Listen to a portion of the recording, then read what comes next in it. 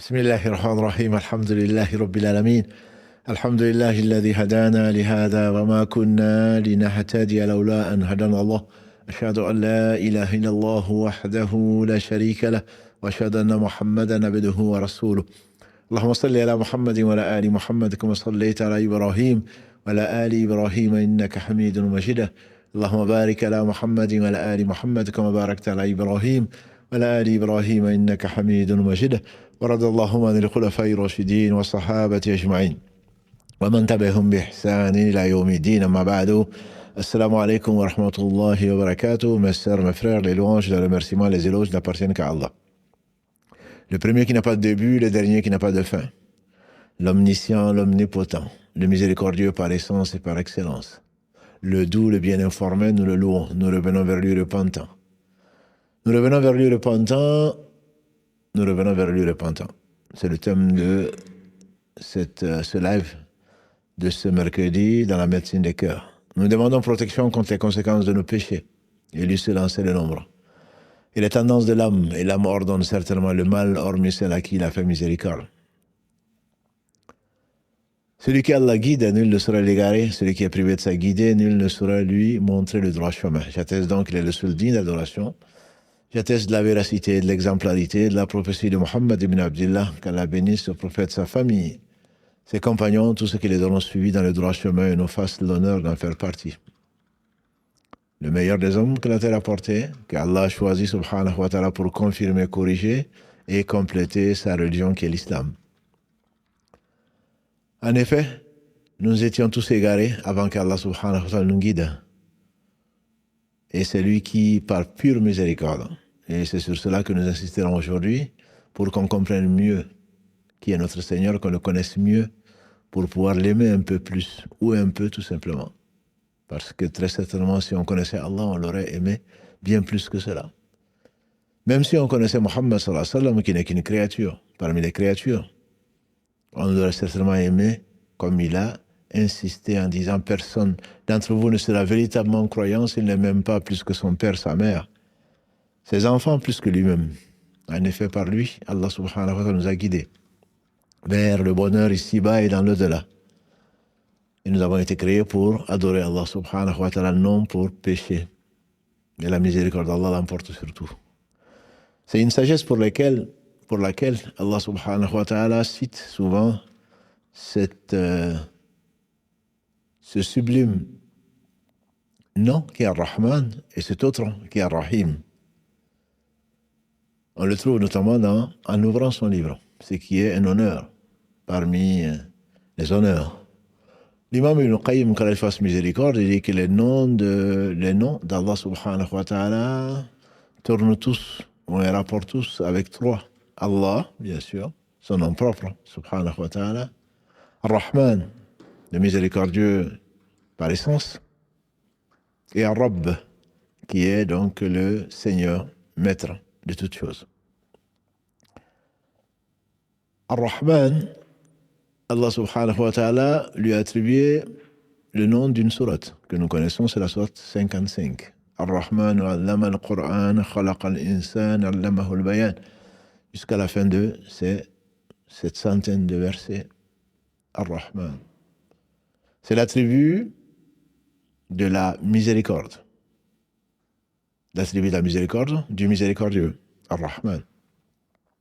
Dans la seule sourate 19, Maryam, alayhi salam, Allah subhanahu wa ta'ala utilise ce nom, Ar-Rahman, 16 fois. On peut compter 16 fois Allah utilise Ar-Rahman. C'est un nom propre, Ar-Rahman, dont on ne peut pas dériver autre chose, et surtout qu'on n'a pas le droit de prendre, contrairement à celui qui suit, qui est Ar-Rahim. Ar-Rahman, c'est l'attribut intrinsèque de la miséricorde au miséricordieux subhanahu wa ta'ala, et personne ne doit, toute miséricorde procède de sa miséricorde subhanahu wa ta'ala. Sa miséricorde est infinie. Sa miséricorde est infinie, et il n'en a fait descendre qu'un centième. De ce centième procède, a dit le prophète sallallahu alayhi wa sallam, toute miséricorde entre les hommes, les djinns, les animaux, même les insectes. Et dans une version rapportée par l'imam al-Bukhari et l'imam Muslim, qu'Allah le fasse miséricorde. Et dans une version, même quand une jument lève le pied après avoir mis bas, et pour ne pas écraser son poulet. Toute miséricorde. De sa miséricorde procède la création des cieux et de la terre. Allah subhanahu wa ta'ala, dans la sourate 16, qu'on appelle la sourate Les Abeilles, Nahl, mais également que les explicateurs du Coran appellent la sourate des bienfaits. Depuis le verset 3, Allah cite entre autres partie de sa miséricorde. Il est le miséricordieux, par essence. Donc personne ne doit porter ce nom, Rahman ou Ar-Rahman, encore moins. Avec l'article défini Al ou Ar, ceci n'appartient qu'à Allah subhanahu wa ta'ala, c'est exclusif. Il a permis, par contre, pour certains, quand c'est relatif, comme Aziz, il peut appeler quelqu'un Al-Aziz, ou Al-Malik, le roi, parce que tout est relatif. Qu'est-ce que c'est que ces bas mondes pour avoir quelqu'un de puissance dedans? Qu'est-ce que c'est que ces bas mondes pour en être le roi, ce qui n'est pas le cas. Donc on ne peut être qu'un roi télé dans un petit coin, et on le regrettera très probablement au jour du jugement dernier, en tout cas la plupart d'entre eux. C'est la reine de Saba qui le dit, dans la sourate qui porte donc le nom des fourmis. Une al-Moulouk. Les rois, quand ils rentrent quelque part, ils y sèment la corruption, hormis très peu. Et donc, qui dit corruption dit un jugement sévère au jour du jugement dernier. Ar-Rahman, c'est donc le miséricordieux par essence, par excellence, par essence, et par excellence, puisque sa miséricorde se traduit par ce qu'il fait parvenir à autrui et à toutes ses créatures. Et c'est la raison pour laquelle, donc, cette miséricorde a été appelée Ar-Rahim. C'est celui dont la miséricorde, si la miséricorde fait partie de ses attributs intrinsèques, cette miséricorde s'exerce. Ce n'est pas un vain mot.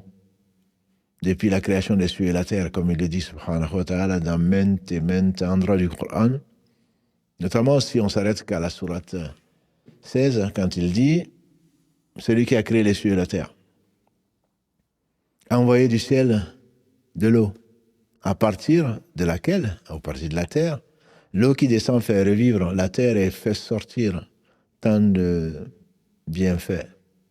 Et les bienfaits d'Allah, bien sûr, sont innombrables. Et tout bienfait vient de lui. C'est lui qui a créé l'homme, cet être qui peut être très injuste et très ingrat.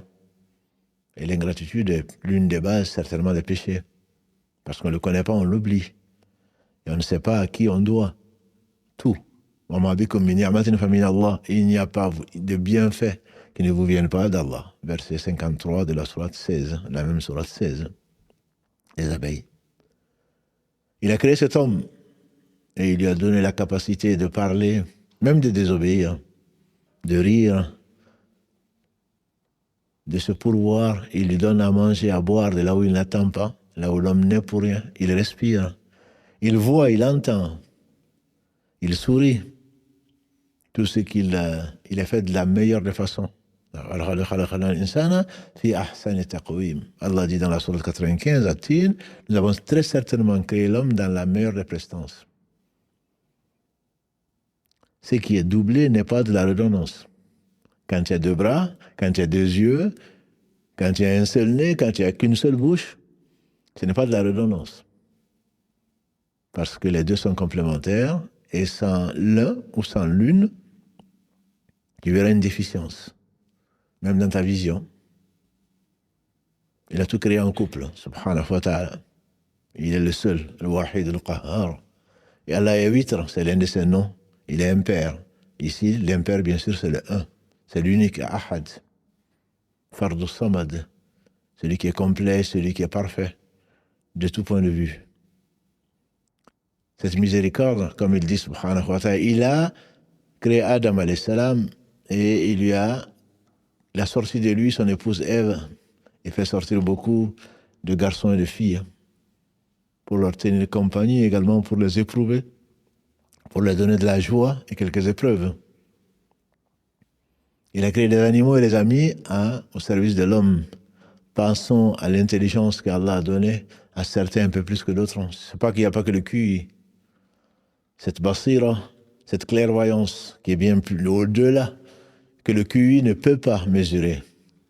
Cette intelligence de savoir, de tirer les leçons d'une situation et de réfléchir et de comprendre le sens de la vie, qu'on n'a pas été créé en vain pour nous amuser.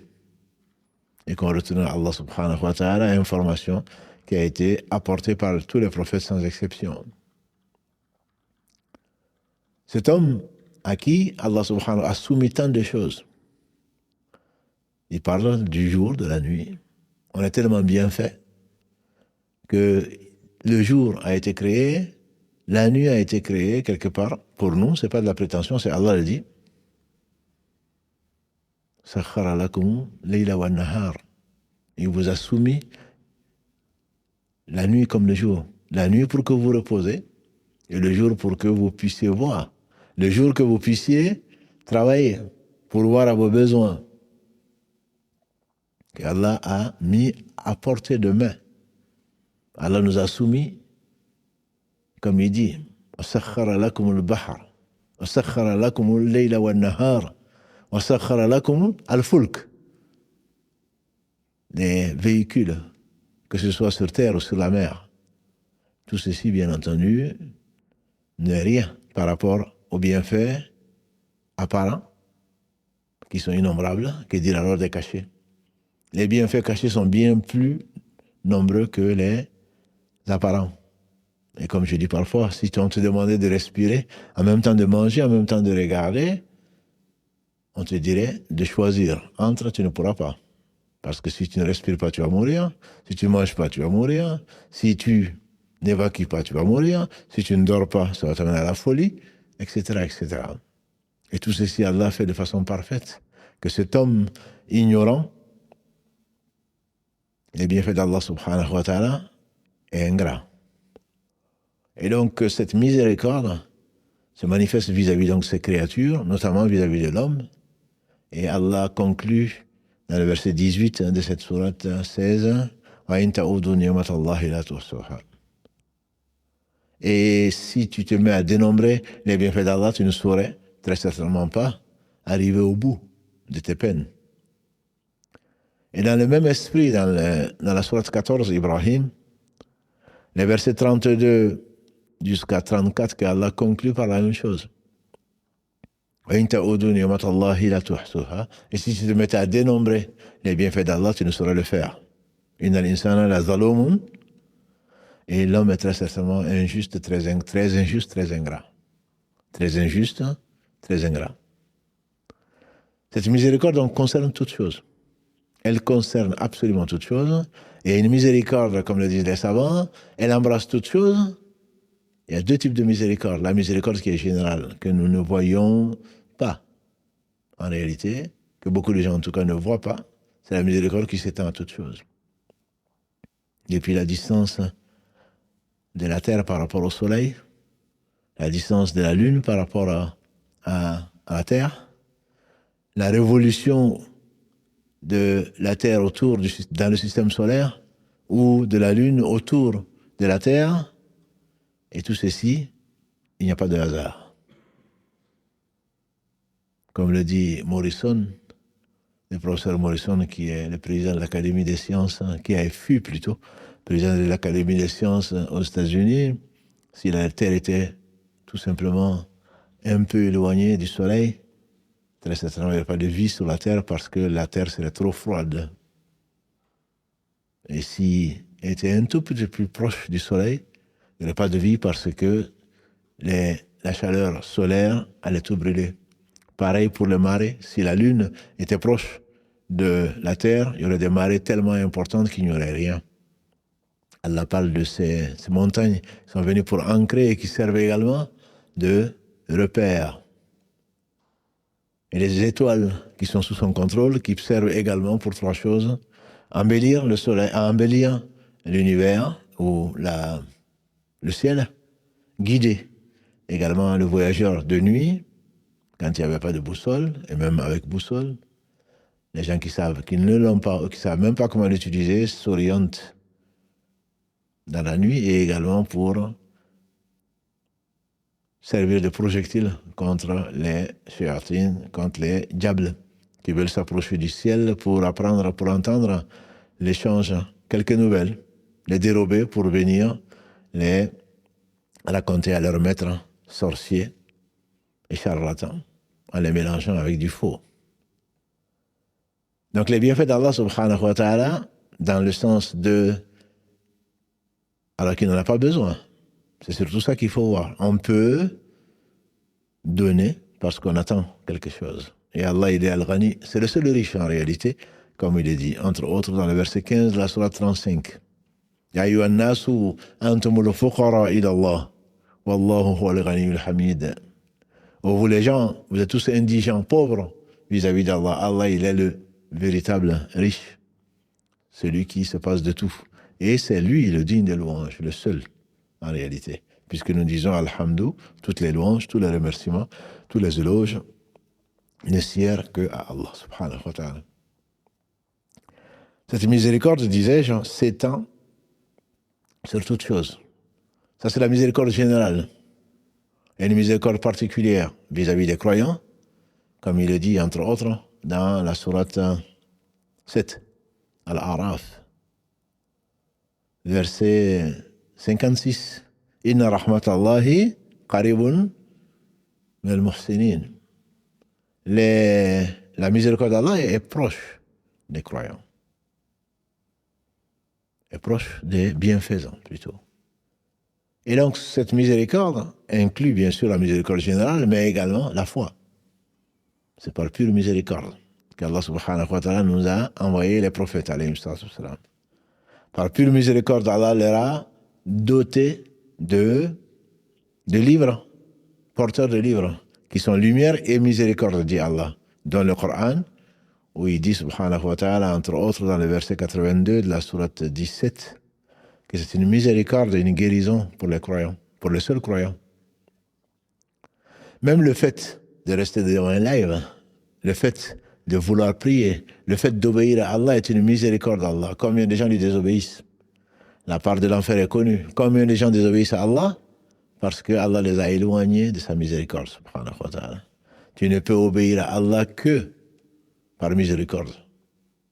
C'est Allah qui te permet de lui obéir et qui t'évite de lui désobéir. Cette miséricorde comprend donc la foi, l'obéissance, les livres, les messagers, alayhim salam. Le fait c'est d'être éloigné de la désobéissance, tout ceci est miséricorde, mais miséricorde particulière, donc est réservée aux gens à qui il a fait la faveur de croire en lui, en ceux qui n'ont pas vu le ghaib, l'imperceptible, et pourtant ils y croient, le jour du jugement dernier, les anges, etc., etc. Donc cette miséricorde permet aux croyants de vivre ici-bas heureux avant l'au-delà. Mais il arrive aux croyants, comme aux non-croyants, de commettre des péchés et de commettre des erreurs. Et Allah, subhanahu wa ta'ala, exerce sur ses créatures une miséricorde qui se traduit par un pardon des péchés. Un pardon des péchés. Ce pardon des péchés va être sous deux formes aussi. La première forme, elle est générale. Elle procède de sa perfection, subhanahu wa ta'ala, et notamment de sa patience. Allah donne tout, notamment à l'homme, et néanmoins, il lui désobéit sciemment par injustice, bien sûr, et par ignorance. Tout péché était unanime, le compagnon du prophète sallallahu alayhi wa sallam, pour dire que tout péché est une ignorance. Tu ne connais pas ton Seigneur. Personne ne peut supporter le châtiment d'Allah. Personne. Et donc Allah te tend la corde jusqu'au jour où il t'attrape, comme l'a dit le prophète sallallahu alayhi wa sallam. Il te tend la corde. Il t'incite au retour vers lui. Ce sont les péchés et tout péché. Il n'y a pas de petits péchés. Il y a les péchés mineurs comparés aux majeurs. Mais il n'y a pas de petits péchés. Bilal ibn Malik, on lui fait dire, ne vois pas la petitesse du péché, vois la grandeur de celui à qui tu désobéis. Ces péchés sont la cause où Dieu provoque le châtiment. Ça nous fait mériter le châtiment. Et pourtant, Allah subhanahu wa ta'ala, bien que les causes soient réunies pour qu'il nous châtie, il nous continue à nous pourvoir. Parce que si il ne pardonnait pas, il aurait fait comme les hommes. Le meilleur homme après les compagnes, le meilleur homme plutôt après les prophètes, c'est Abu Bakr, radiallahu anhu, qu'Allah l'agrée. Ainsi qu'étaient tous les compagnons de Mohammed. C'est le meilleur homme, a-t-il dit, et il savait de quoi il parlait, après les prophètes. Abu Bakr, quand sa fille et notre mère Aïcha, radiallahu ta'ala anha, a été calomniée par quelqu'un qui était de sa parenté, mais qui dépendait matériellement, disons, de lui, qu'il entretenait, dont on a vu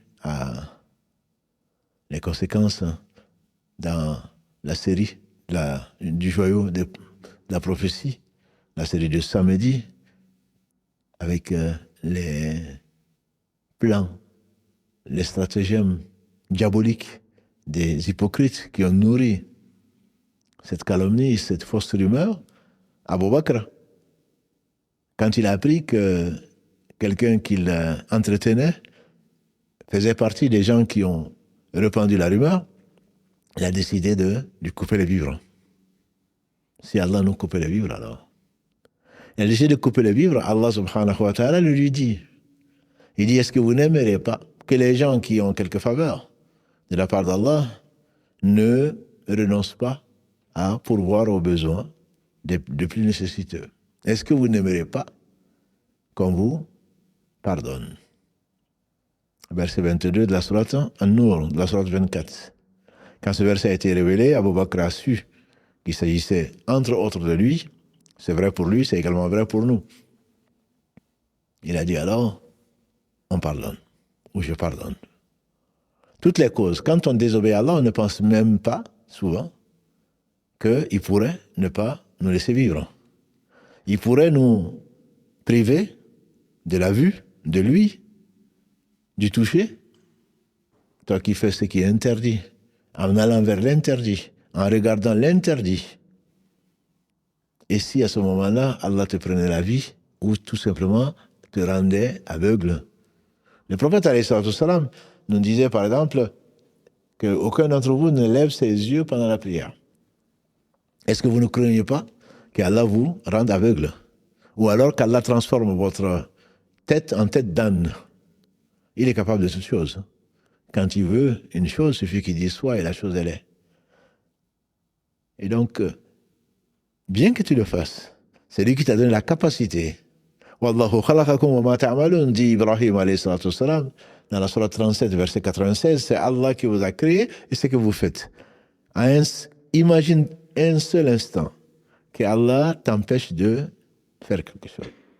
Que tu commences à manger, que tu prennes quelque chose dans la bouche et qu'elle ne passe pas. N'est-ce pas que tu as vu que certaines personnes, quand elles avalent de travers, ça va jusqu'à la mort. Imagine simplement que ce que tu manges passe ailleurs que dans l'œsophage. Imagine que ce que tu bois, on voit le résultat quand tu bois de travers, quand tu manges de travers. Et tu t'amuses. Et oubliant que Allah subhanahu wa ta'ala, c'est lui qui détient toutes choses. Si simplement il t'arrêtait au moment où tu es en train de la main dans le sac, comme on dirait. Non, c'est pas moi, c'est qu'on ne t'a pas pris la main dans le sac. C'est à ce moment-là que tu meurs. Imagine seulement que c'est ce moment que tu meurs. Il n'y a plus de moment où tu vas revenir à Allah pour lui demander pardon. Ça, c'est ce que les savants appellent la miséricorde ou le pardon général. C'est valable pour tous les pécheurs, Pour tous les malfaisants que nous sommes, tous. Le prophète sallallahu alayhi wa sallam n'a-t-il pas dit Kullu bani adam khata wa khayra khata'in at-tawwabun. L'erreur, où tous les fils d'Adam commettent des erreurs. Et les meilleurs d'entre eux, ce sont ceux qui reviennent vers Allah repentants. Donc ça, c'est tous les malfaisants que nous sommes. Et d'ailleurs, c'est dans ce contexte qu'Allah dit, dans le dernier verset de la sourate Fatir, dans la sourate 35, Allah yu'akhidhu Allahu an-nasa bima kasabu. Ma taraka ala dhahriha. Et il dit presque la même chose dans le verset 61 de la sourate 16 encore, les abeilles. Là où yu'akhidhu Allahu an-nasa bidhulmihim ma taraka alayha. Là, alayha, on parle de la terre. Si Allah s'en prenait aux gens pour leur injustice. Ça, c'est la sourate 16, verset 61. Et dans la sourate 35, verset 45, si Allah s'en prenait aux gens pour ce qu'ils faisaient, il n'aurait pas laissé sur la terre. Le ha ici, unanimement, c'est sur la terre. Ma taraka alayha ou ma taraka, donc, à la surface de la terre, personne. Mais simplement, il leur accorde un délai. Les gens, tous les gens, si Allah s'en prenait à nous pour ce que nous avons fait comme péché, il n'aurait pas laissé sur la terre un seul être vivant. Un seul homme. Simplement, yu'akhiruhum ila ajal. Yu'akhiruna ila ajal. Allah nous accorde un délai. Wa idha ja'a ajaluha. Quand le délai arrive, la yastakhiruna sa'atan wa la yaqut. Quand le délai arrive, on ne va pas l'avancer ni le reculer. Yastaqdimun. On ne va pas l'avancer, on ne va pas le rester. Non, non, attendez. Mais là, quel mot t'attend? Il me dit, je vais faire mes ablutions ou je vais prier? Non. Tu ne peux pas. Alors, on joue avec le feu. Le fils d'Adam joue avec le feu, pour celui qui y croit, bien sûr, pas celui qui... On sait bien que le feu, il brûle. Mais celui de l'au-delà est 70 fois plus chaud que le feu d'ici. Et personne ne peut supporter le châtiment d'Allah subhanahu wa ta'ala. Par pure miséricorde. Il retient ton châtiment. Il t'accorde un délai que tu ne connais pas et qui va nécessairement s'expirer. Les premiers sont partis. Les présents vont partir et les futurs vont également partir. Ce qui doit arriver est déjà arrivé pour celui qui sait et celui qui peut tout. Je nomme mon Seigneur, subhanahu wa ta'ala. Alors, quand tu regardes tes actes et quand tu penses que tu n'es pas quelqu'un qui est malfaisant, très certainement, c'est que tu ne te connais pas. Comment tu peux remercier Allah subhanahu wa ta'ala pour n'importe lequel des bienfaits? Personne. Personne ne peut remercier Allah comme il se doit. Le prophète sallallahu alayhi wa sallam disait, n'est-ce pas? Voilà, je ne saurais très certainement pas te remercier en chantant tes éloges comme toi-même tu l'as fait. Tu l'as fait. Pourquoi? Parce qu'Allah seul sait quel bienfait il nous a déversé et c'est la raison pour laquelle très certainement l'homme, la plupart des hommes sont ingrats et que les anges ne cessent pas d'adorer Allah sans pouvoir même lui désobéir. Et on dit que la seule chose, au jour du jugement dernier, quand ils vont se présenter devant Allah, ils vont regretter, ils vont demander pardon de n'avoir pas assez loué Allah subhanahu wa ta'ala. Cette miséricorde oblige le croyant, ça c'est la deuxième partie donc de pardon. Allah invite les croyants à se repentir avant qu'il ne soit trop tard. L'insouciant, malfaisant, ne se rend pas compte jusqu'à ce qu'Allah l'attrape, jusqu'à ce qu'Allah le saisit, jusqu'à ce qu'Allah lui envoie Malak al-Maut ou qu'il lui envoie un châtiment douloureux ici-bas comme il l'a fait pour les peuple avant nous. Les différents prophètes, alayhim salatu wassalam, a commencé par le premier messager, Nuh, alayhi salatu wassalam, dans la sourate qui porte son nom. Dans la sourate 71, versets 10 et 11, qu'est-ce qu'il disait à son peuple? Istaghfiru rabbakum thumma tubu ilayhi. De nuit, de jour, en secret comme en public, il leur disait: demandez pardon à votre Seigneur et revenez vers lui repentant. Istaghfiru rabbakum thumma tubu ilayhi. C'est le conseil de Nuh. Ensuite, après 950 années, Allah a détruit son peuple, sauf une poignée de gens. On dit 80 familles qu'Allah a sauvées dans l'arche. Ensuite, Allah les a remplacés par les Had. Dans la sourate 11, Allah subhanahu wa ta'ala parle des Had qui leur a envoyé leur frère Hud. Had, leur frère Hud, qu'est-ce qu'il leur a dit? Istaghfiru rabbakum thumma tubu ilayhi. Demandez pardon à votre Seigneur et ensuite demandez-lui pardon. Revenez vers lui repentant. Qui est la sourate Hud 11, verset 51. Ensuite, ils ont désobéi à Allah, Allah les a détruits. Il a envoyé les seconds Had, qu'on appelle les Thamoud. Et avec leurs frères, Saleh, avec la chamelle. L'histoire est connue dans le Coran. Saleh leur dit: revenez à votre Seigneur et demandez-lui pardon. Allah les invite avant qu'il ne soit trop tard. Allah nous invite, ensuite on verra. Donc il invite par miséricorde, parce que sa miséricorde l'emporte sur sa colère, subhanahu wa ta'ala. Les péchés, c'est que vous négligez, c'est que vous par ignorance, ou c'est que vous faites par inadvertance, ça, vous n'avez pas été créé pour faire des péchés, vous avez été créé pour adorer Allah.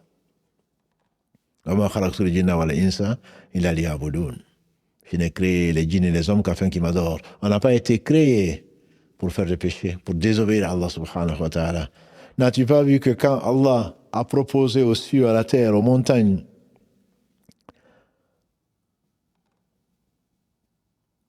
la liberté, celle de pouvoir désobéir à Allah, ils ont été effrayés et décliné l'invitation.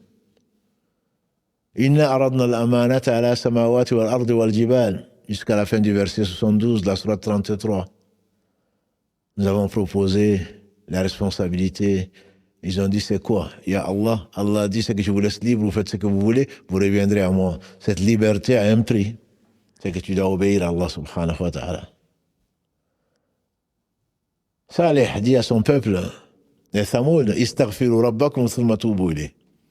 Et revenez vers Allah repentant, et revenez vers Allah et demandez-lui pardon et repentant. Sourate donc Hud 11, verset 62. Et dans la même sourate, verset 90, c'est Shu'aib qui a été envoyé à Madian, qui leur dit exactement la même chose. Et Allah nous dit, nous aussi, après avoir détruit le peuple de Madian, après avoir détruit le peuple de Had, de Thamoud, et les gens qui ont désobéi à Allah subhanahu wa ta'ala, Allah subhanahu wa ta'ala dit aux croyants ce qu'il leur dit, notamment dans la sourate 24, verset 31. Wa tubu ila Allahi jami'an ayyuhal mu'minun la'allakum tuflihun. Et revenez repentant à Allah, ô vous, les croyants, afin que vous réussissez. Là, le repentir, c'est le secret du bonheur. C'est par miséricorde que Allah nous invite à revenir vers lui repentant. Ibn Qayyim, quand il fasse miséricorde, l'imam, il disait, cette sourate 24, dont nous sommes en train de commenter le verset 31, il dit qu'il a été révélé à Médine. Il n'y a pas de divergence entre les savants dessus. Pour des gens qui sont croyants, dont certains sont morts à la Mecque parce qu'ils ont dit notre Seigneur Allah, qui ont fui, qui ont abandonné, qui ont fui vers Allah, qui ont abandonné meubles et immeubles, qui ont patienté, qui ont été persécutés, qui ont tout abandonné pour Allah. Allah leur dit: wa tubu ila Allah, et revenez repentant vers Allah, afin que vous réussissiez. Vous n'avez pas encore réussi. La foi, je vous l'ai donnée.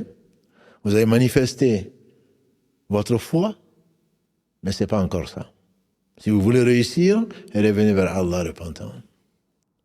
Allah dit dans le verset 8 de la sourate Tahrim 66, Ya ayyuhalladhina amanu, ô vous qui croyez, il ne parle pas de ceux qui ne croient pas. Toubu ila Allahi tawbatan nasuha. Revenez repentant vis-à-vis d'Allah avec un repentir sincère. Et Allah dit dans le verset 11 de la sourate 49, Al-Hujurat, verset 11, وَمَنْ لَمْ يَتُوبَ فَأُولَٰئِكَ هُمُ الظَّالِمُونَ. Allah conclut en disant, et celui qui ne revient pas repentant, voilà les injustes. Et Ibn Qayyim disait, il y a deux catégories. Ceux qui reviennent repentants et ceux qui sont injustes. Si tu ne reviens pas repentant, mon frère, tu ne reviens pas repentant, ma soeur, c'est que tu es un injuste. Il y a deux groupes, il n'y en a pas trois. Toi qui penses que tu n'as pas de péché, certainement c'est qu'Allah n'a pas voulu de toi. Allah n'a pas voulu de ton repentir, parce que c'est lui qui te permet de repentir pour qu'il accepte ton repentir. Ne pense pas que c'est une chance pour toi de ne pas faire le péché parce que c'est déjà un péché. Et quel péché? Quand le meilleur des hommes, Muhammad sallallahu alayhi wa sallam, disait « Oh vous les gens, ya ayyuhan nasu tubu ila Allah, wastaghfiru, oh vous les gens », il parlait des compagnons du prophète sallallahu alayhi wa sallam, les meilleurs hommes que la terre a portés. Il les invite comme Allah les a invités dans le Coran. Oh vous les gens, revenez vers Allah, repentant et demandez-lui pardon. Wallahi, disait-il, je jure par Allah que je me repens plus de 70 fois par jour. Hadith rapporté par l'imam Bukhari. Dans la version de l'imam Muslim, je me repens 100 fois par jour. Et on disait, d'après Anas, dans un même cercle, dans un même jardin du paradis, dans un même cercle en compagnie du prophète sallallahu alayhi wa sallam, on disait qu'il disait plus de 100 fois. Il revenait vers Allah plus de 100 fois. Lui à qui Allah a pardonné, dans le verset 2 de la sourate 48, dit afin qu'Allah te pardonne ce que tu as pu faire comme erreur, passé comme futur. Lui, il revenait vers Allah repentant. Plus tu reviens vers Allah repentant, plus très certainement, il va t'élever en degré. Il va t'enlever des péchés, puisque tu reviens vraiment vers Allah repentant. Grâce à Allah, tu reviens vers Allah repentant. Si tu ne te repens pas, c'est qu'Allah n'a pas voulu de ton repentir. Allah n'a pas voulu que tu te repentes. Pourquoi? Parce que tu as été négligent, tu as été oublieux, et tu as été surtout ingrat. Tous les bienfaits d'Allah. Est-ce qu'on peut les compter? Certainement pas. On a vu deux versets. 34 de la sourate 14 et 18 de la sourate 16. Allah dit qu'on ne peut pas le remercier. Comment tu vas oublier? Allah n'est pas à oublier. Allah n'est pas à désobéir. Et donc quand tu le désobéis, consciemment ou sciemment, quand tu oublies Allah, وَلَا تَكُونُوا كَالَّذِينَ نَسُوا اللَّهَ فَأَنْسَاهُمْ أَنفُسَهُمْ أُولَٰئِكَ هُمُ الْفَاسِقُونَ. Verset 19 de la sourate 59. Ne soyez pas comme ceux qui ont oublié Allah. Allah a fait qu'ils sont oubliés eux-mêmes. Ils ont oublié leur présent. Ils ont oublié surtout leur futur de-delà. Donc le rappel d'Allah subhanahu wa ta'ala, grâce à Allah subhanahu wa ta'ala qui te rappelle auprès de la noble assemblée des anges, parce que au travers de ce rappel, tu vas te rappeler de lui. Les meilleurs d'entre nous, c'est ceux qui se rappellent le plus à Allah. Même dans ceux qui prient, même dans ceux qui jeûnent, même dans ceux qui combattent. En toutes circonstances, les meilleurs d'entre nous, c'est ceux qui se rappellent le plus à Allah. Tu ne peux pas te rappeler d'Allah, ma sœur. Tu ne dois pas te rappeler d'Allah, mon frère, sans lui demander pardon. Le prophète sallam l'a fait, il l'a ordonné, et Allah le fait à maintes endroits du Coran. C'est pour cela qu'il cite les péchés, un certain nombre de péchés, dont le pire, qui est la pire des injustices. Tout péché est une injustice. Et Allah a interdit l'injustice. Ya ibadi, mes serviteurs, je me suis interdit l'injustice. Je vous la rends interdite entre vous, ne vous faites pas injustice. Hadith rapporté par l'imam Muslim dans ce fameux hadith qui plaît tant aux savants du Sham. Rapporté par l'imam Muslim d'après Abu Dhar al-Ghifari, radiallahu ta'ala anhu. J'ai interdit l'injustice. Et tout péché est forcément une injustice, la pire des injustices. Inna shirka la dhulmun azim, c'est certainement la pire des injustices. Il y a les péchés qui sont majeurs et les péchés qui sont mineurs, tout en étant de grands péchés. Et Allah est miséricordieux, nous avons dit. Nous péchons matin, midi et soir. Et Allah pardonne les péchés. Tous les péchés. Il dit dans le verset 53 de la sourate Al-Zumar, sourate 39. قل يا عبادي الذين أسرفوا على أنفسهم لا تقنطوا من رحمة الله إن الله يغفر الذنوب جميعا إنه هو الغفور الرحيم. Dis-leur, ya Muhammad, قل يا عبادي, ô mes serviteurs, bien sûr serviteurs d'Allah, pas de Muhammad sallallahu alayhi wa sallam. قل يا عبادي الذين, ô dis-leur, ô mes serviteurs qui sont fait outragement tort, jamais ne désespérez de la miséricorde d'Allah. Allah pardonne tous les péchés. Il est celui qui, Al-Ghafour, Inna Allah yaghfiru dhunuba jami'a, innahu huwa al-ghafuru rahim. Il est celui qui pardonne, il est le miséricordieux. Pardonner miséricordieux, Al-Ghafuru Rahim, Ghafura Rahima, Allah, j'ai noté plus de 77 fois qu'Allah utilise cela. Al-Ghafur, Al-Rahim, celui qui pardonne et celui qui est miséricordieux. Sa miséricorde précède sa colère. Sa miséricorde permet aux pécheurs, aux malfaisants d'être pardonnés. Par sa miséricorde. On ne rentre au paradis que par sa miséricorde, comme l'a dit le prophète sallallahu alayhi wa sallam. Sa miséricorde, celui qui en est privé, il est privé de tout bien.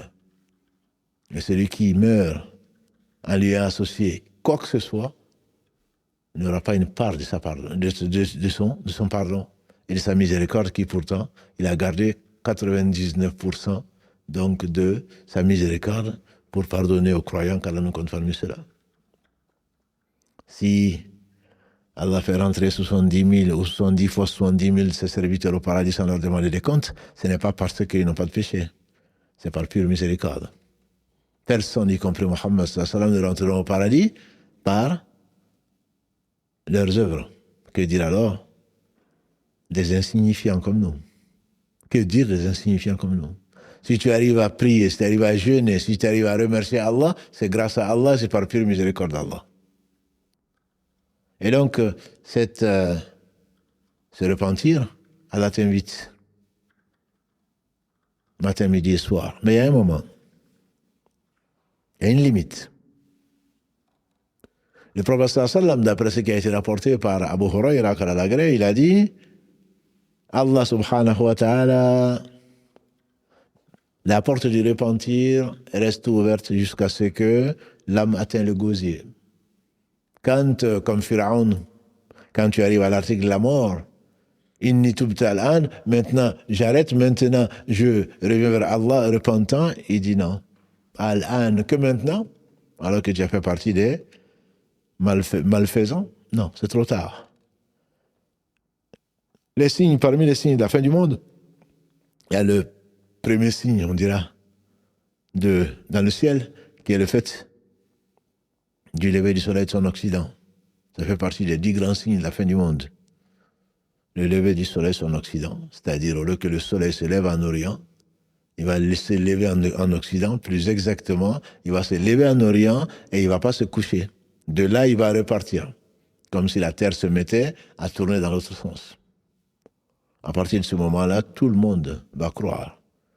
Mais leur croyance ne leur servira à rien, qu'Allah nous préserve de ce moment-là. Leur croyance ne servait à rien pour tous ceux qui n'ont pas cru auparavant. Ceux qui ont cru auparavant, alhamdoulilah, il y en aura peu. Parce qu'à la fin du monde, en tout cas quand l'heure va arriver, quand Israfil va souffler dans la trompe, il n'y aura pas un seul croyant à ce moment-là. Et donc, Allah appelle au repentir. Qu'est-ce que c'est que le repentir? Il y a beaucoup de théoriciens. Je me suis repenti. On entend, je me suis repenti. Je prends Allah à témoin qu'on ne connaît pas vraiment. Beaucoup de gens ne connaissent pas qu'est-ce que c'est que le repentir. Quand on regarde sur Internet, on va trouver que le repentir, c'est un vif regret de ce qu'on a fait d'une faute grave avec une ferme résolution de réparation. C'est une façon de parler. Dans le repentir, il y a une partie repentance, qui est la conscience d'avoir fait ce qu'on a fait et d'accepter, d'assumer les conséquences avec une volonté sincère de réparer. Ça, c'est la partie repentance qui est dans le repentir. Mais la meilleure définition que j'ai vue du repentir, c'est celle de revenir vers Allah et s'éloigner du péché par une guidée d'Allah et son aide. Cela me paraît être la meilleure définition. Revenir vers Allah, Allah dit « Fafirru ila Allah ». Inni lakum minhu nadhirun mubin. Dans le verset 50 de la sourate 51, Allah dit « Fuyez vers Allah. Je suis pour vous, dit le messager, un avertisseur évident. Fafirru ila Allah. Le repentir, c'est quoi? C'est fuir vers Allah. La marja wa la malja minka illa ilayk, disait le prophète sallallahu. Et quand Allah décrit les croyants qui sont vraiment repentis avec le prophète sallallahu à Tabouk, verset 117 de la sourate 9, qu'est-ce qu'il disait? Allah a accepté le repentir de ceux du prophète. Je dis bien du prophète et des croyants qui étaient avec lui. Verset 117. Et également dans le verset 118, des trois qui ont fait défection et pour qui la terre a été tellement étroite et ils ont su qu'on ne peut pas revenir vers Allah que grâce à Allah et par Allah. Pour qu'Allah revienne vers eux et accepte leur repentir. Le repentir, c'est donc aller. Allah invite à quel repentir? De fuir vers lui et s'éloigner des péchés. Cela va de pair. On ne peut pas aller vers Allah avec ses péchés. C'est pas vrai, ma soeur. C'est pour cela que nos repentirs ne sont peut-être pas sincères. On ne peut pas aller vers Allah chargé, avec le dos chargé.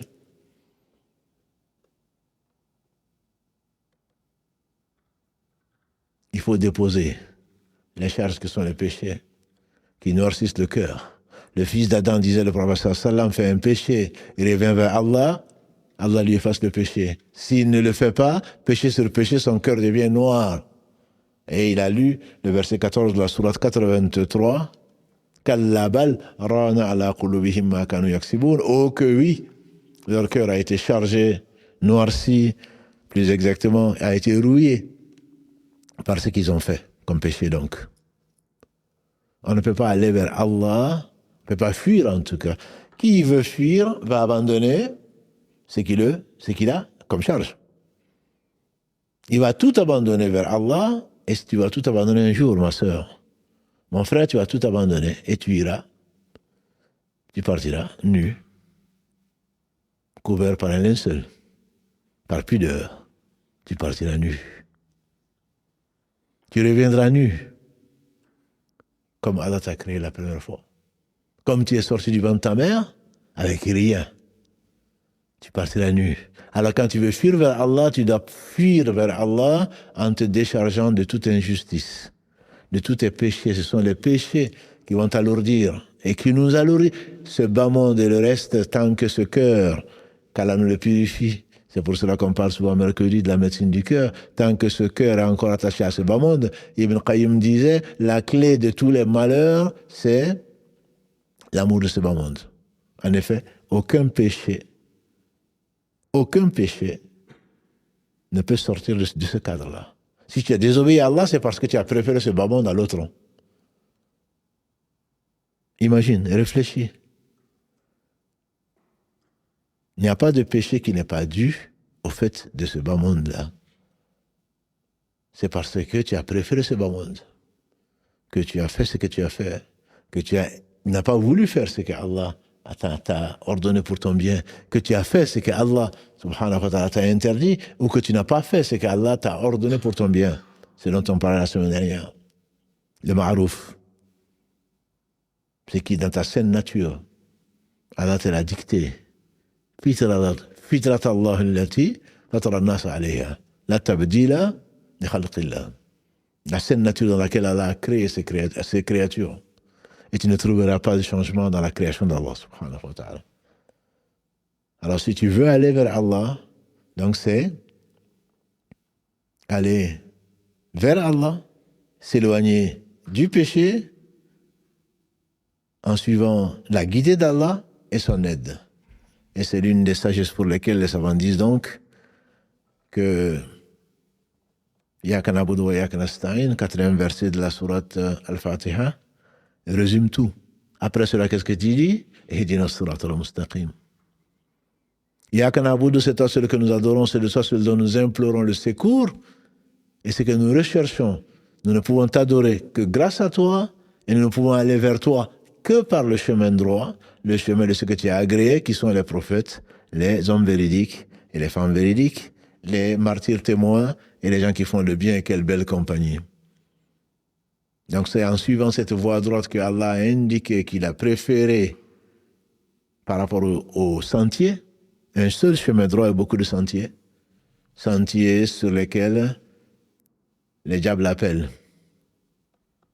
Sentiers sur les... N'as-tu pas vu que même la communauté de Mohammed sallallahu alayhi wa sallam, il n'y a qu'un seul groupe qui va choisir, qui va suivre plutôt le chemin droit, et il n'y en a pas deux. Ce sont 12 autres qui vont choisir les sentiers, qui vont dévier, qui seront en enfer. Toutes, a dit le prophète sallallahu. La seule qui suit la voie droite, c'est celle que Allah a tracée à tous les prophètes alayhi sallam. La voie de sa connaissance, qui conduit à son amour, qui conduit au fait de préférer ce qu'Allah aime par rapport à ce que toi-même tu aimes. Qu'Allah bénisse celui qui a dit, si Allah me donne une chose, je suis content. S'il me prive de la chose, je suis 10 fois plus content. On lui dit, mais pourquoi? Il dit, parce que ce dont Allah m'a privé, c'est ce qu'Allah a aimé. Alors que s'il m'a donné, c'est ce que moi j'aime. Préférer ce qu'Allah aime par rapport à ce que nous aimons. Nous nous aimons par passion. Allah aime par réalité, par la science, par la sagesse. Quand Allah aime une chose, c'est certainement la chose à aimer, même si ça peut avoir un goût amer. Un goût amer, comme les médicaments longs. C'est pour guérir. Si Allah t'éprouve, et que tu as un goût amer, et que tu te sens éprouvé, comme le disent certaines sœurs, je suis éprouvé. Oui, tu es éprouvé, moi aussi je le suis. Nous sommes tous éprouvés, par ce qu'on aime comme par ce qu'on n'aime pas. Mais Allahu ya'lam wa antum la ta'lamun. Allah sait, et vous ne savez pas. Verset 216 de la sourate Al-Baqarah, la sourate 2. Et verset 232 de la sourate 2. Wallahu ya'lam wa antum la ta'lamun. Allah sait et nous ne savons pas.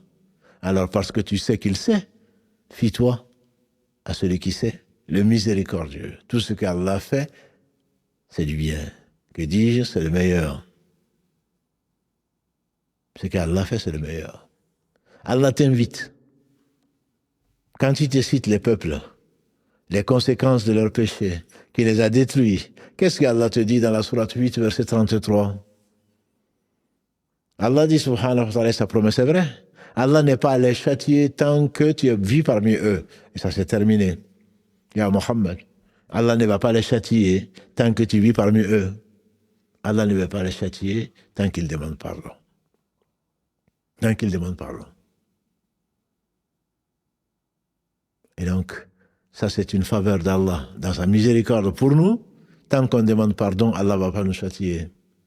Mais quand on arrêtera de demander pardon, quand on va oublier Allah, alors il se peut que le châtiment tombe. Et ce pardon, c'est ce qui empêche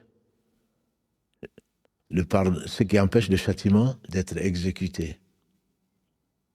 Et c'est pour cela que les savants ils distinguent parmi les noms d'Allah subhanahu wa ta'ala, il y a Al-Ghafour, celui qui pardonne. Al-Ghaffar, c'est le très grand pardonneur. Et Allah subhanahu wa ta'ala, entre autres versets 82 de la sourate Taha, de la sourate 20. Inni Ghaffar, je suis le très grand pardonneur pour celui qui croit, qui s'amende et qui fait de bonnes actions. Et donc, on a un certain nombre de noms qui conduisent tous, bien entendu, à des attributs.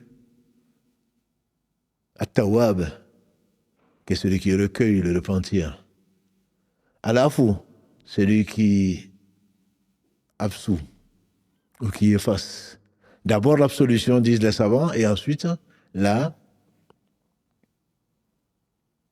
l'effacement. Al-Ghafour, c'est celui qui pardonne. Mais Ghufran en arabe, c'est la dissimulation.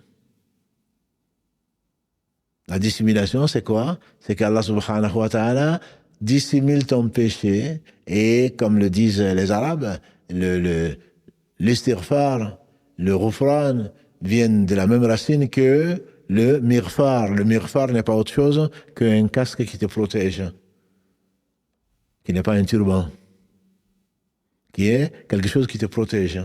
Te protège quoi? Quand tu portes un casque, en théorie, il est fait que quand tu as un choc, que le choc ne te touche pas, donc à la tête. Et le mighfar, c'est ça. Et le ghufran vient de la même racine, c'est-à-dire que le fait que Allah te dissimule et qu'il te protège des conséquences de ton péché. Alors que le afu, c'est qu'il absouve. C'est-à-dire que tu ne vas pas être châtié pour cela. Et ensuite, il efface. Al-Ghaffar, c'est le très grand pardonneur. Et c'est pour cela que l'on trouve, comme je vous ai dit, plus de 77 fois, au moins 77 fois, c'est ce que j'ai pu compter, au moins 77 fois, Al-Ghafuru Rahim. Parce qu'il est miséricordieux, parce qu'Allah subhanahu wa ta'ala pardonne. Il pardonne tout. Tous les péchés. Inna Allah yaghfiru dhunuba jami'a, innahu huwa al-Ghafuru Rahim. Il est Al-Ghafour, c'est celui qui pardonne, parce qu'il est en même temps miséricordieux. On peut pardonner sans être miséricordieux, mais la miséricorde d'Allah subhanahu wa ta'ala, wasi'a kulli shay. Elle est immense, elle couvre toutes choses. Rien ne sort de la miséricorde d'Allah subhanahu wa ta'ala. Et il invite. Quand il te raconte dans les récits prophétiques et dans d'autres, quand il te parle du sort des gens, c'est pour que tu reviennes vers Allah et que tu te débarrasses de tes péchés avant qu'il ne soit trop tard. Parce que tes péchés sont de l'injustice, et Allah s'est interdit l'injustice, il a rendu interdite toutes les injustices entre ses créatures. Au point que le bélier qui est cornu, et qui a pris le dessus sur le bélier qui n'est pas cornu, le bélier qui n'est pas cornu va demander à Allah la revanche. Il va demander à Allah de rendre justice, de le venger. Et Allah a promis qu'il vengera tout un chacun, qu'il va redresser tous les torts, du plus petit au plus grand. Et ensuite, quand il tranchera les différends entre les béliers, entre les animaux, entre les hommes, autres que les hommes, en tout cas, les animaux vont devenir poussière. Et l'injuste va espérer n'être qu'un animal pour ne pas aller en enfer, car nous en préserve. Le repentir, disais-je, c'est le retour vers Allah, l'éloignement du péché. L'éloignement du péché par la guidée d'Allah subhanahu wa ta'ala, son aide. Allah a tracé la guidée. Ces guidées sont au nombre de 4, dont la guidée générale, qui est la 3e, la guidée particulière qui est celle qu'Allah a choisie pour ses serviteurs croyants. Allah guide toutes choses. Tout ce qu'il a créé. Alladhi khalaqa, asawwa, wa qaddara, fahada. Toutes choses. Ça, c'est la première des guidées. Ensuite, il a guidé, après avoir créé les êtres animés, et il les guide vers leurs besoins. Il les guide vers leurs besoins.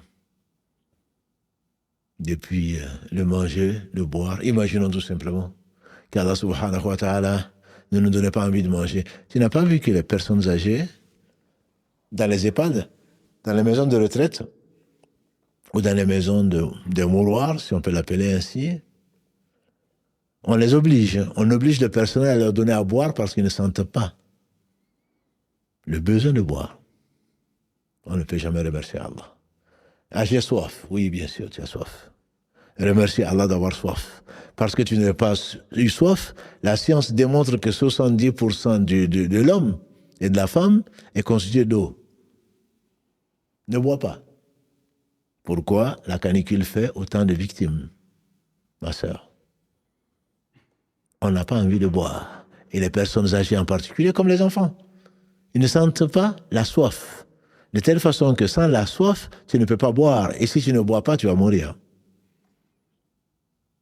Les gens de science ils disent que même l'attrait d'un homme pour une femme, c'est une miséricorde d'Allah. N'as-tu pas vu que dans le verset 21 de la sourate 30 à Rome, les Byzantins, Allah dit وَمِنْ آيَاتِهِ أَنْ خَلَقَ لَكُم مِّنْ أَنفُسِكُمْ أَزْوَاجًا لِتَسْكُنُوا إِلَيْهَا وَجَعَلَ بَيْنَكُمْ مَوَدَّةً وَرَحْمَةً. Parmi ces signes merveilleux, c'est d'avoir créé de vous pour vous une épouse, pour que tu y trouves la paix. Et il a mis entre vous l'amour et la miséricorde ou la compassion. Mawaddata wa rahma. Allah n'aurait pas créé ceci, même dans nos cœurs. C'est sa miséricorde qui veut que l'on ait pitié de son enfant, que l'on ait pitié, qu'on éprouve des sentiments, y compris dans les rapports conjugaux. Les hommes de science, ils disent que s'il n'y avait pas cette envie, s'il n'y avait pas cette attraction, bien sûr, le genre humain n'existerait pas. Bien qu'Allah n'ait pas besoin du genre humain, qu'il n'ait pas besoin de cause, il aurait pu bien entendu faire de nous des clones, comme des anges qui ne mangent pas, qui ne boivent pas, qui n'ont pas de relation, qui n'ont pas d'attrait et qui n'ont pas de sexe. Mais Allah a voulu créer l'homme pour la femme et la femme pour l'homme, complémentaires et avec ces sentiments d'amour. Tout ceci est une miséricorde de la part d'Allah. Si tu te mettais à dénombrer les bienfaits d'Allah, tenter de dénombrer les bienfaits d'Allah, tu ne pourrais pas y arriver. Et tu parles de hasard. Et tu es ingrat. De ne même pas remercier celui qui t'a créé de la meilleure des façons, sans qui rien n'existe, à qui tout reviendra. Le sage par essence et par excellence, l'omniscient, l'omnipotent, le juste. Et donc, ce repentir est indispensable pour tous les péchés. Les savants sont unanimes pour dire qu'on doit se repentir pour tous les péchés. Et donc, le minimum que tu puisses faire, mon frère, c'est de multiplier cette demande de pardon. Et jamais ne désespérer de la miséricorde d'Allah. Et cela va comment? Pour qu'un repentir puisse être qualifiable, je ne dis pas qualifié, qualifiable de sincère, il te faut 3 conditions. À l'unanimité des savants, disait l'imam An-Nawawi, car elle fasse miséricorde. Un homme qu'Allah a béni, dont il a laissé un excellent souvenir parmi les hommes. Il n'avait que 40 ans quand il est mort, et pourtant, Allah a fait de lui. Je ne connais pas de librairie ni de mosquée dans lesquelles on n'enseigne pas ou on ne trouve pas les 40 d'un Nawawi ou Riyad Salihin. 40 ans, 636, 676. Né en 636 de l'Hégire et mort en 676 de l'Hégire. 40 ans. Il y en a qui vivent bien plus longtemps.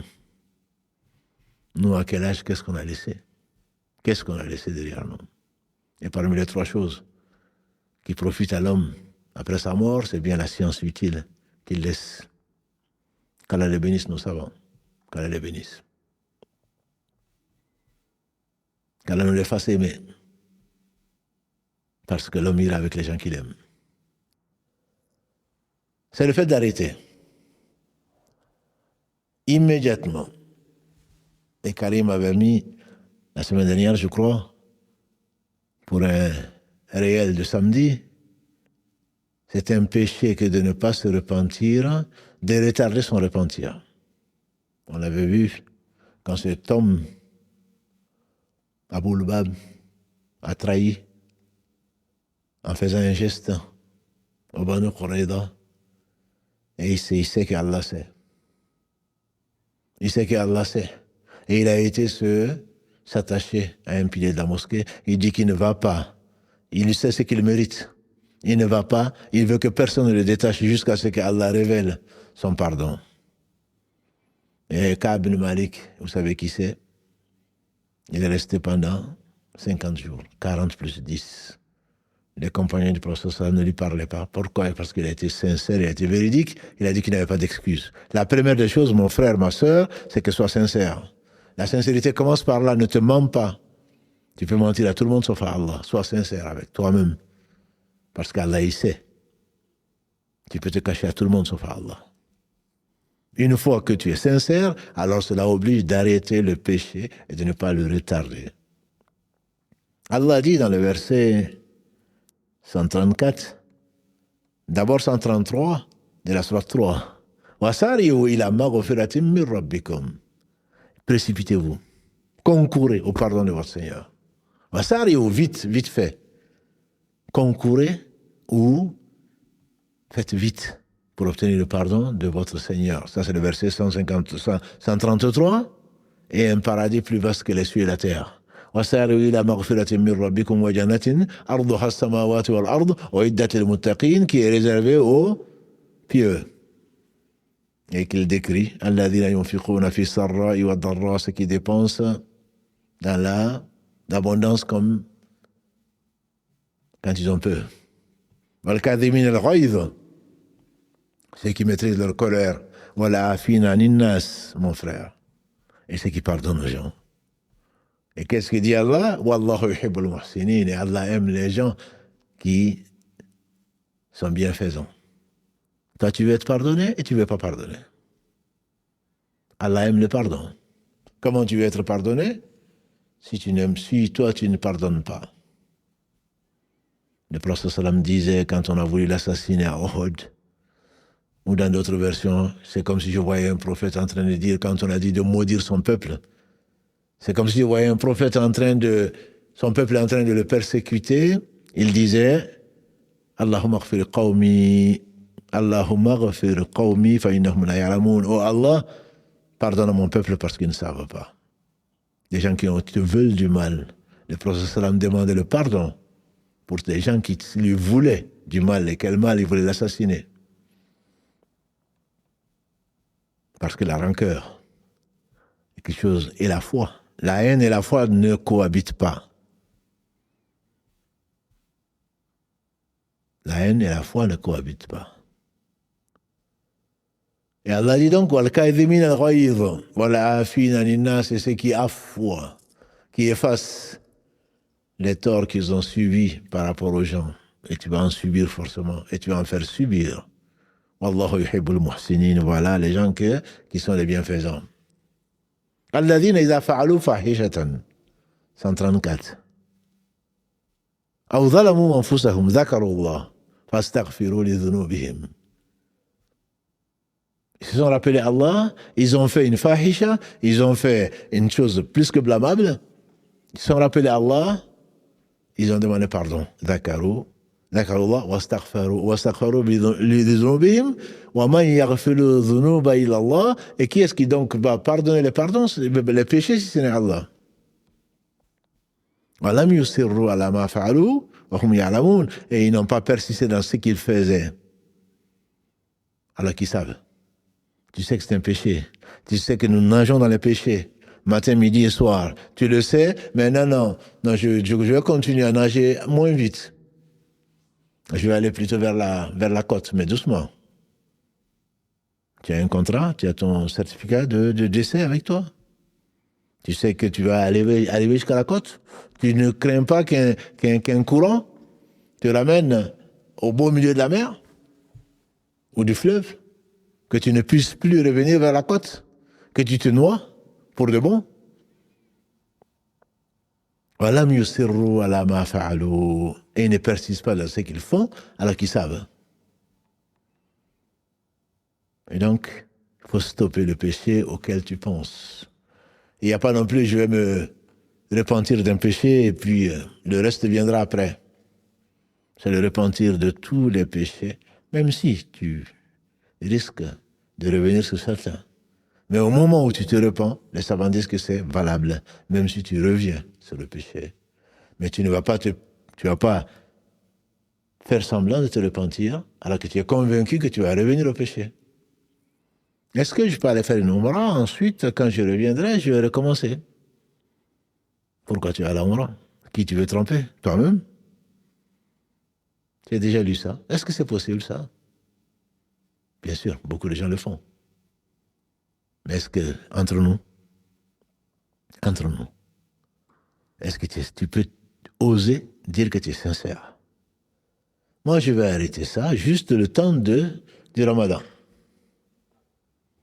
Demande à celui sans qui rien ne se réalise, demande au Tout-Puissant de t'aider à ne pas faire ce péché-là, à arrêter ce vice.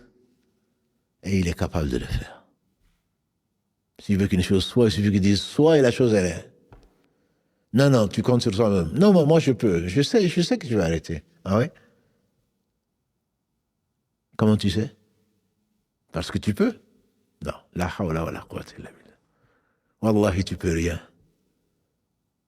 Tu peux rien. Si tu pouvais, pourquoi tu ne le fais pas maintenant? Non, moi je sais que je vais l'arrêter. Ah oui. En plus de ça, tu mens. Tu ne te connais même pas. Si tu te connaissais, comme disaient les gens de science, celui qui se connaît, connaît son Seigneur.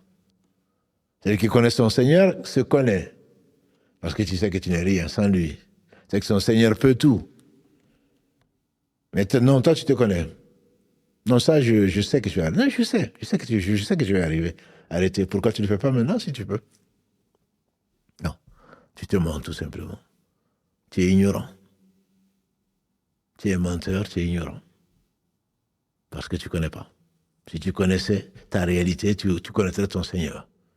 Tu n'es rien sans Allah. Et rien n'est rien sans Allah. Et tu ne peux absolument rien. Le hawqala, comme disent les savants, la hawla wa la quwwata illa billah, ils appellent ça le hawqala. Il n'y a de force et de mouvement que par Allah. Tu ne peux rien. Absolument rien. Wallahu khalaqakum wa ta'malun, on a dit qu'Ibrahim a dit, c'est Allah qui vous a créé ce que vous faites. C'est Allah qui crée ce que tu fais. Tu ne pourras, wa ma tasha'una illa ayyasha Allah, vous ne le voudrez que si Allah le veut. Tu ne peux même pas vouloir. Tu n'as même pas de volonté propre, bien qu'il te laisse une part de volonté sur laquelle tu seras jugé. Parce que si tu avais la capacité de prier, tu n'as pas eu de volonté. Et c'est la raison pour laquelle cela font partie des gens qui ont couru la colère d'Allah, qu'Allah nous en préserve. Maqdoubi alayhim, c'est des gens qui savent, mais qui n'ont pas cette volonté. Ils savent.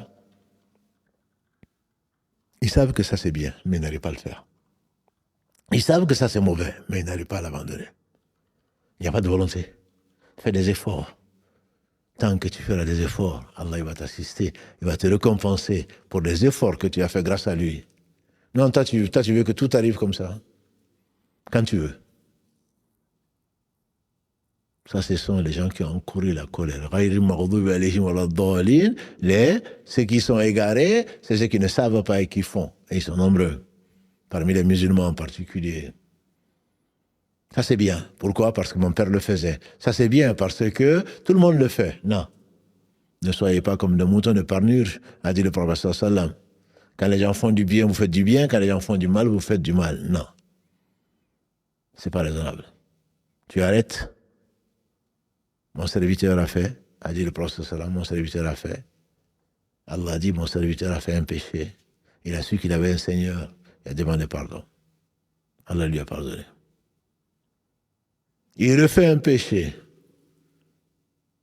Il revient vers Allah, grâce à Allah, repentant. Allah lui pardonne. Il sait qu'il a un Seigneur. Il refait un péché. Il sait qu'il a un Seigneur qui pardonne. Allah lui pardonne. Allah lui dit que mon serviteur fasse ce qu'il veut. Il sait qu'il a un Seigneur qui pardonne, je lui pardonne. Il est le très grand pardonneur. Et pour terminer, non seulement il pardonne, mais en plus, c'est lui qui te permet de demander pardon et il aime les gens qui demandent pardon. Dans le meilleur, c'est le prophète sallallahu. Allah dit dans le verset 222 de la sourate Al-Baqarah, Wallahu, inna Allah yuhibbu tawabin wa yuhibbu al-mutatahhirin. Allah aime les gens qui reviennent repentants et il aime les gens qui se purifient. Le prophète sallallahu a dit, Allah éprouve plus de joie et rien ne lui ressemble que cet homme qui avait un chameau chargé ou une bête chargée sur laquelle il avait tout mis. Pas tout misé, mais il avait mis boisson, nourriture, tout. Il était en voyage. Et tout d'un coup, voilà que le chameau s'en va, ou la bête s'en va, le laissant seul, sans une possibilité. Et il reste tout seul.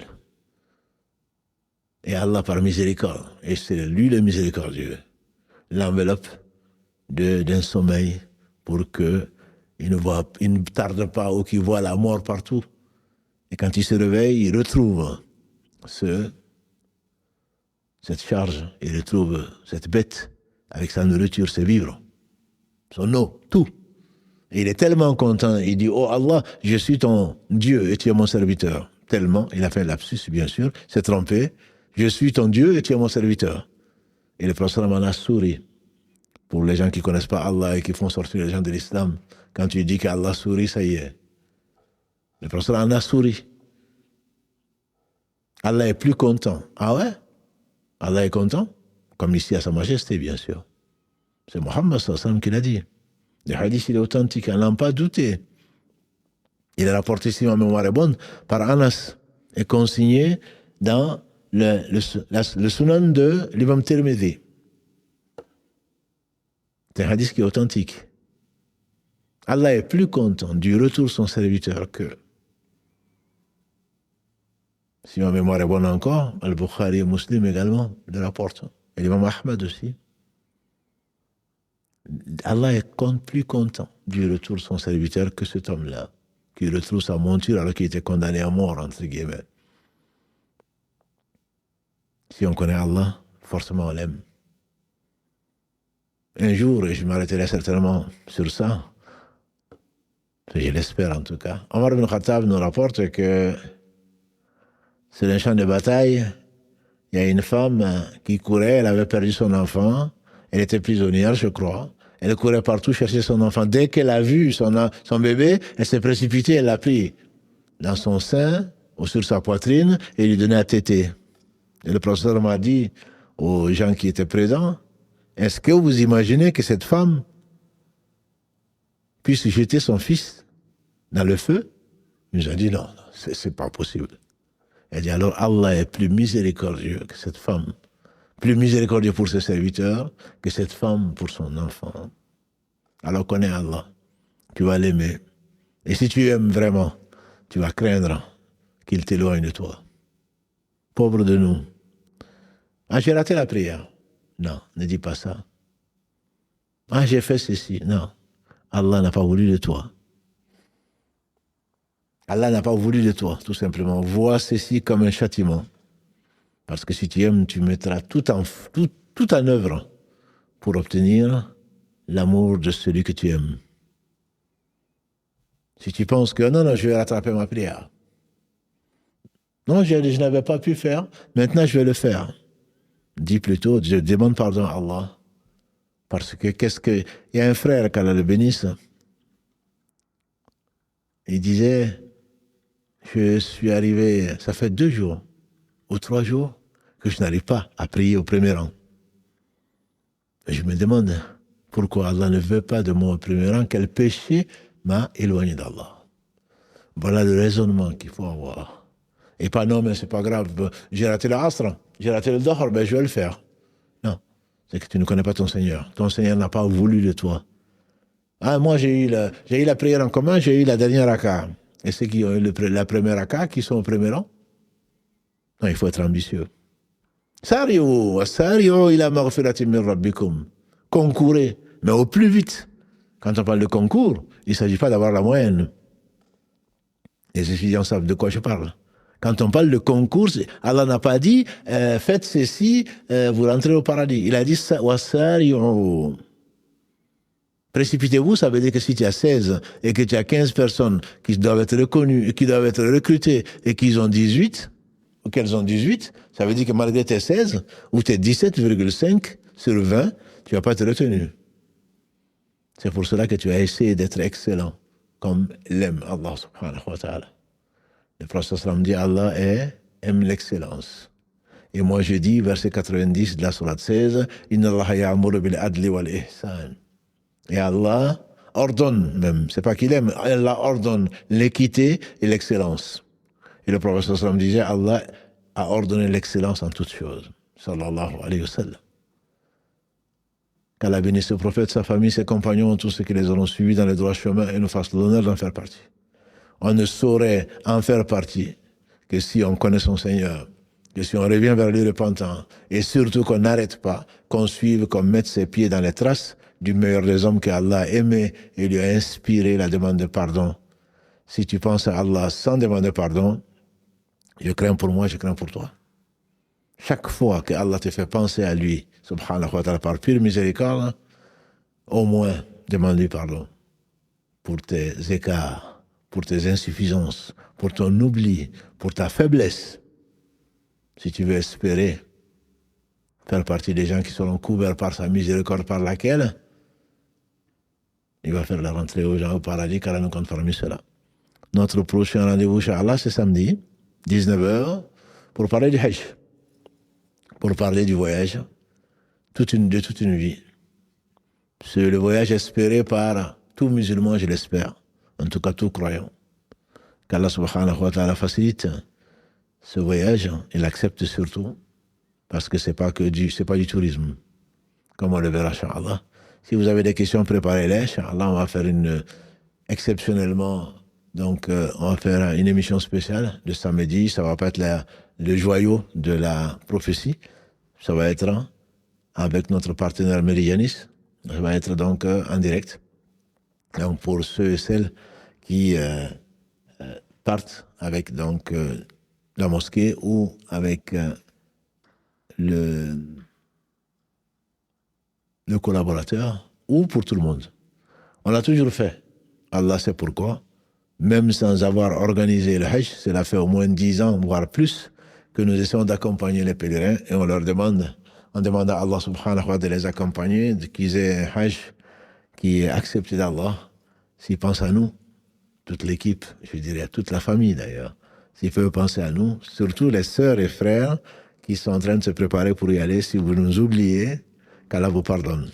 On prie Allah subhanahu wa ta'ala de vous accompagner, avec ou sans nous, Inch'Allah, et pour que vous reveniez sans aucun péché, c'est ce qu'on espère, qu'on doit aimer en tout cas, pour chaque croyant et pour chaque croyante.